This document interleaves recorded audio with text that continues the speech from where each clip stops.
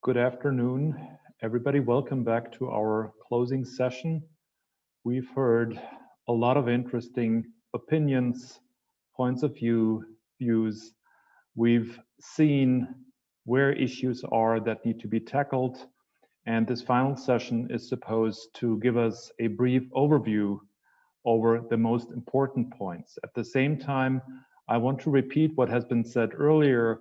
The entire chat has been recorded, and we will be sure to answer your questions, also the questions concerning the work and the mandate of the contact point.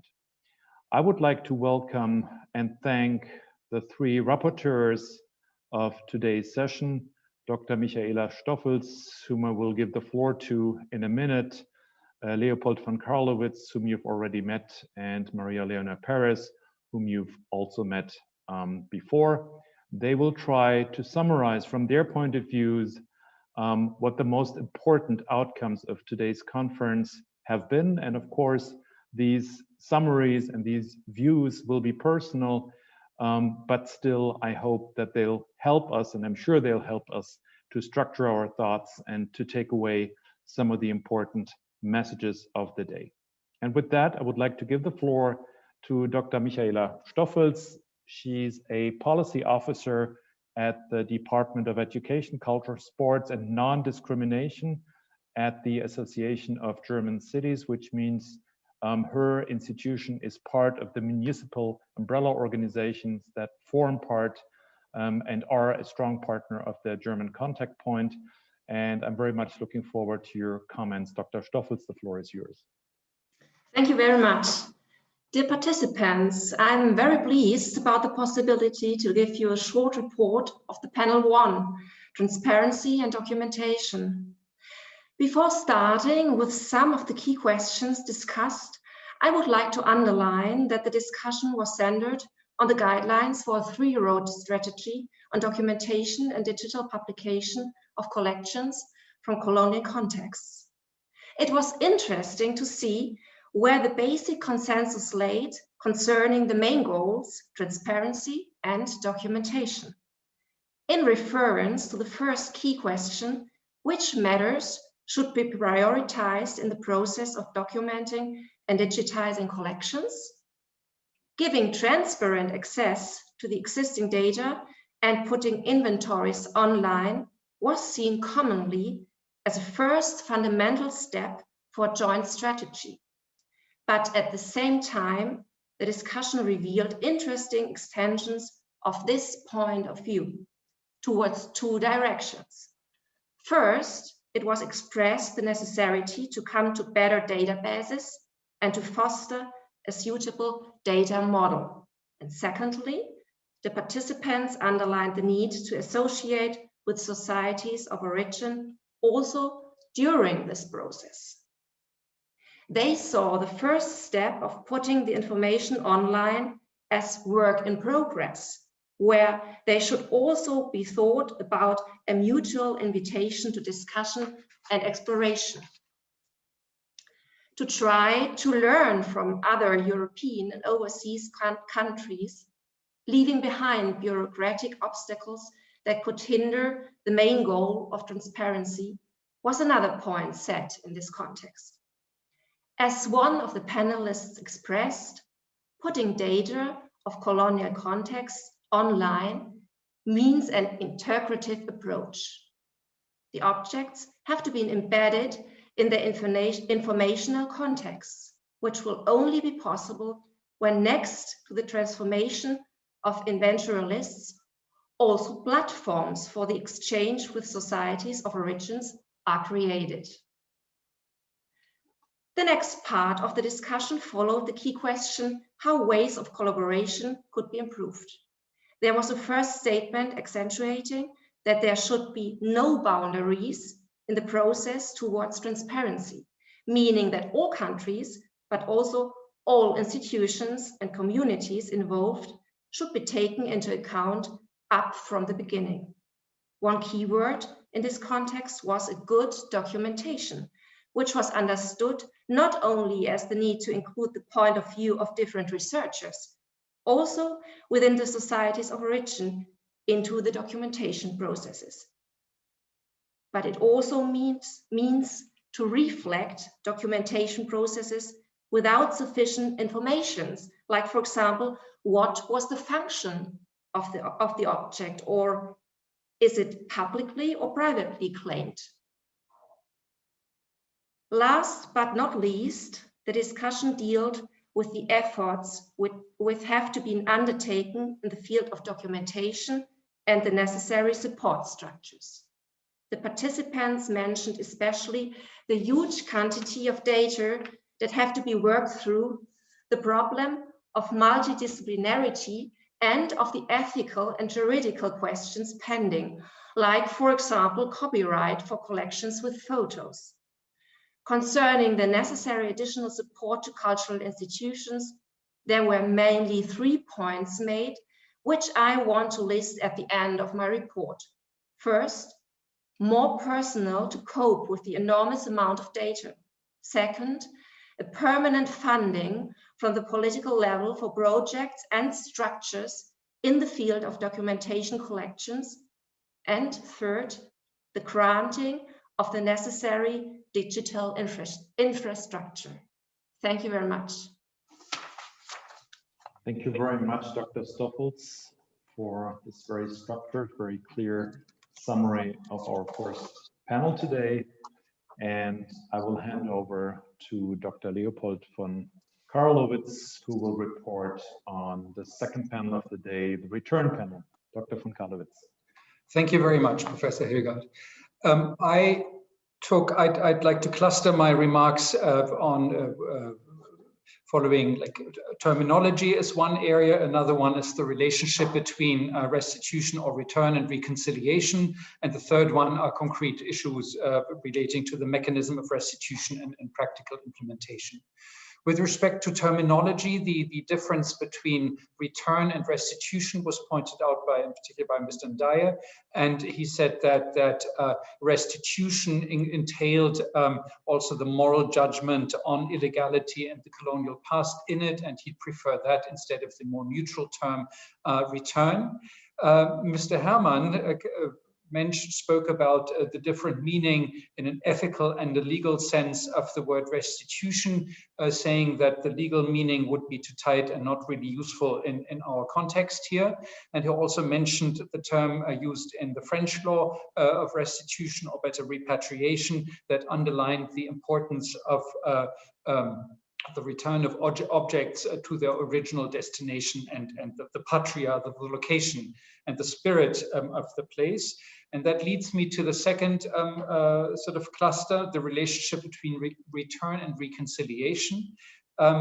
We heard that for many societies of origins, restitution lies, or these objects, lost objects, including human remains, lie at the heart of the national identity and are very important for the cultural memory of particular communities and countries, and that restitution is a highly charged, or return is a highly charged activity and process that is extremely important for reconciling a country or a community with its,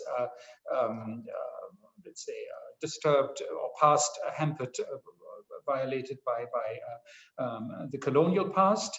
So while that made a statement that restitution and reconciliation are very close to embedded, are very close together, Mr. Kirkir, I hope I didn't slaughter your name too much, also indicated that while there is a linkage, it would not just be right, in particular in the context of the return of human remains, to say not to split the reconciliation process from the return. So return is an action and reconciliation is a longer term process, and that couldn't be basically seen as one thing, but should be seen separately. Not too far away was the experience that Professor de Castro reported, saying that the act of restitution or return of two objects to Namibian to the Namibian Witbooi family was embedded in sort of a longer-term, long-lasting partnership entailing a variety of measures, including dialoguing and so on. And I would argue that this, of course, should have also reconciliatory elements in it. Thirdly, there was much said about mechanisms, with Professor De Castro reporting on the return process of the Witbooi Bible and which mentioning quite a lot of challenges, including ownership, museum structures, budgetary concerns, housing, insurance, contamination. But what I took also from the other speakers the most in this area was that one is that the decision-making of also a newly established African museums landscape should be used, and so Africans should determine which objects should be returned and which ones should be used for cultural diplomacy. And the other point I took from the British return practice was that sometimes legal restrictions prevent sort of a fruitful restitution practice, and that lawyers are asked to apply creative legal solutions to make restitution actually work. That's it from me. Thank you very much, Leopold von Carlowitz, for your concise summary of the return panel. And with that, I hand over to María Leonor Pérez for a report on the last panel of today, that of international cooperation. Maria, the floor is yours. Thank you, Professor Hilgert. I think this panel presented the complexities and the challenges when talking about international cooperation. Can you hear me? Can you hear me now? Yeah. I was saying that this panel presented the complexities and also the challenges when talking about international cooperation related to dealing with collections from colonial contexts.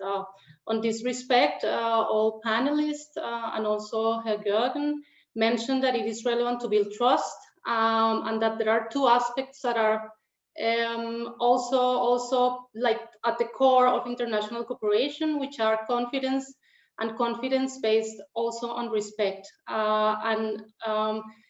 Based on confidence and respect, we should also try to build networks that are horizontal and not only, you know, global south and north and global north and global south, but cooperation agreements and projects that are horizontal.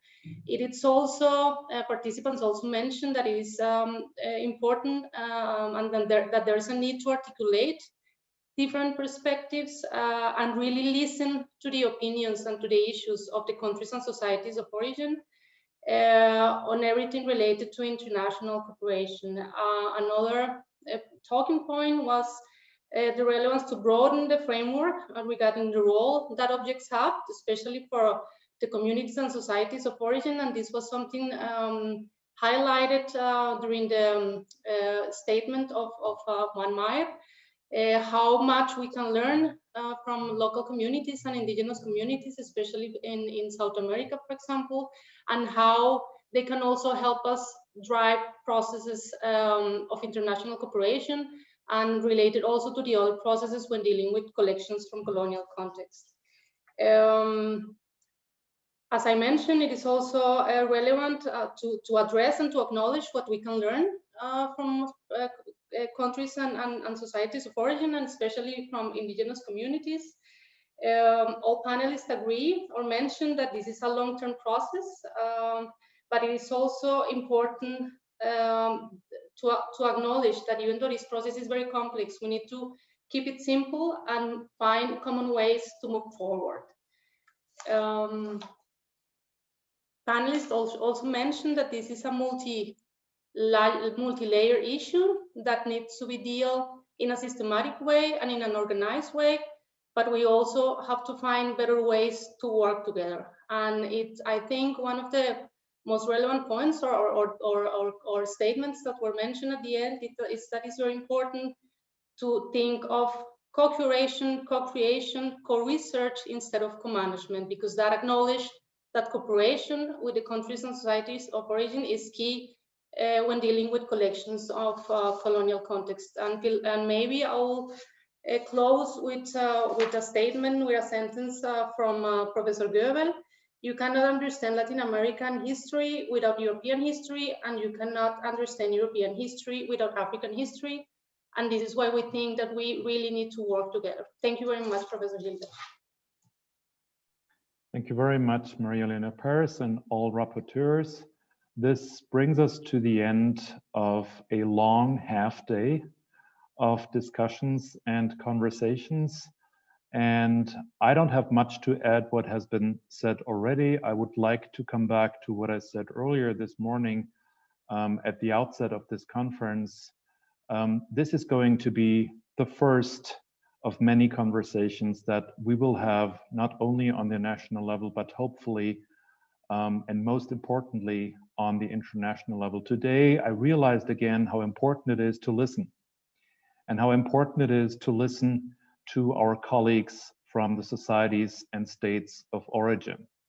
I think there is the danger of getting entangled and caught up in our internal challenges, in details that are important, that have to be solved, that have to be addressed, but that shouldn't distract us from the goal that we want to reach at the end of the road.